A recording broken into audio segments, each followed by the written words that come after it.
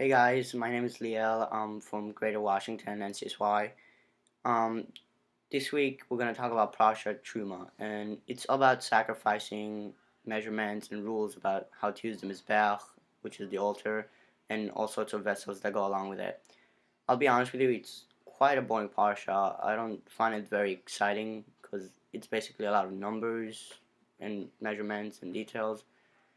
And really, we just find ourselves flooded with all these numbers, and it's just pointless. But maybe it's not pointless. So I looked for what's the point of all this? What's the reason? Like, can I draw anything out of this that could bring me to a good answer of why do I need to know all these exact measurements? Why can't we just build a mizbeach however we want, whether we want it big or small?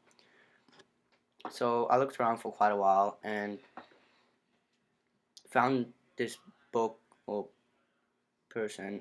I'm gonna assume it's a commentary. His name was the Midrash Agadol. He offered an answer that back in the days, the sages had learned that there were two mizbeach. There was a copper mizbeach and a golden mizbeach. There were quite a few differences between each one, such as the golden mizbeach you would sacrifice, not sacrifice, you would offer incense and spices onto, and it would also rest inside the Beit HaMikdash where it's not seen to anyone but the Kohanim who actually made the sacrifices.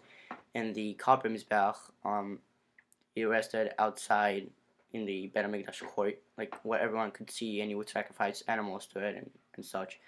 So an interesting idea is that maybe you can link the two tabernacles or Mizbeach, whatever you like calling it, into our body and think that maybe the golden Mizbeach is really our soul and it's really inside somewhere, but and no one else can see it beside us, and that the copper mizbeach is really our outer idea, like our body, and that's what everyone actually sees. So I wanted to create this idea that just as you would sacrifice whether it's incense, spice, or animals every day to the mizbeach, you should sacrifice something to God.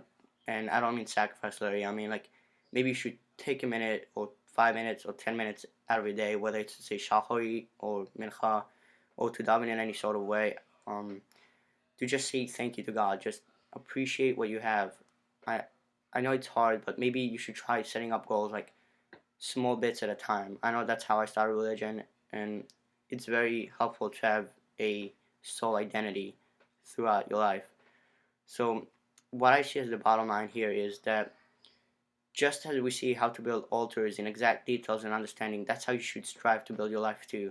You should strive to having your soul, your golden mizbeach, as detailed as you can, so you know how you can build your life upon it. And then once you know that, you can set goals for your physical body to accomplish, such as a job, marriage, kids, whatever you wish to do in your life.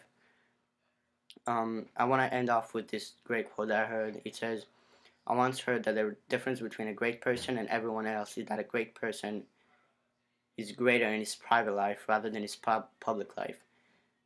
And everyone else is just the opposite. I know it's hard to create a real place of holiness inside of you, but I promise you, once you do, you can legitimately build everything off of that. Once you know that everything is good, like in your religion, I'm sorry about that.